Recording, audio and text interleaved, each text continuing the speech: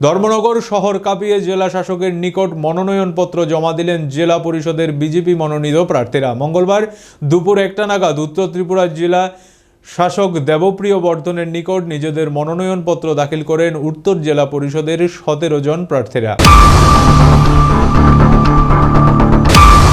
সকাল 10 থেকে বিজেপির জেলা কার্যালয়ে দলীয় কর্মী সমর্থকদের নিয়ে হাজির হন জেলা পরিষদের প্রার্থীরা। সেখান থেকে এক সুবিশাল মিছিল করে জেলা শাসকের কার্যালয়ে তাদের মনোনয়নপত্র জমা দেন প্রার্থীরা।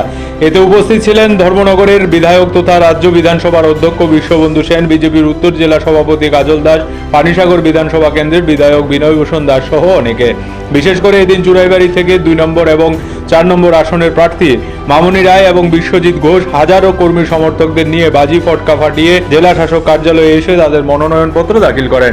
প্রার্থী মামনি রায় মনোনয়নপত্র জমা দেওয়ার পর সংবাদ মাধ্যমের মুখোমুখি হয় বলেন, বিগত 5 বছর তিনি মানুষের সেবা করার সুযোগ পেয়েছে, তাই স্থানীয় জনগণ সহ দলের পক্ষ থেকে পুনরায় তাকে মনোনীত করা হয়েছে। তাই এবারও তিনি জনগণের আশীর্বাদে বিপুল ভোটে জয়লাভ করবেন বলে আশাবাদী। সর্বস্তরে জনগণের সার্বিক সহযোগিতা ও আশীর্বাদ কামনা করেছেন তিনি। এদিকে এদিন শাসক দল ছাড়াও কংগ্রেস এবং নির্দল থেকেও বেশ কয়েকজন প্রার্থী তাদের মনোনয়ন দাখিল করেন জেলা শাসকের নিকট। সব মিলিয়ে উৎসব মুখের পরিবেশে এদিনকার মনোনয়নপত্র জমা দেন সকলেই। আমি 2 নং জেলা পরিষদের আসনের সদস্য হিসাবে এবার দ্বিতীয়বারের মতো আবার জনগণ আমাকে সুযোগ দিয়েছে। আগের 5 বছরও আমি জেলা পরিষদের মেম্বার ছিলাম। এইবার দল আমাকে আবার মনোনয়নপত্র জমা দেওয়ার সুযোগ দিয়েছে। এইমাত্র আমি মনোনয়নপত্র জমা দিয়ে এলাম। তাই আমি চাইব জনগণের পাশে সবসময় থাকার।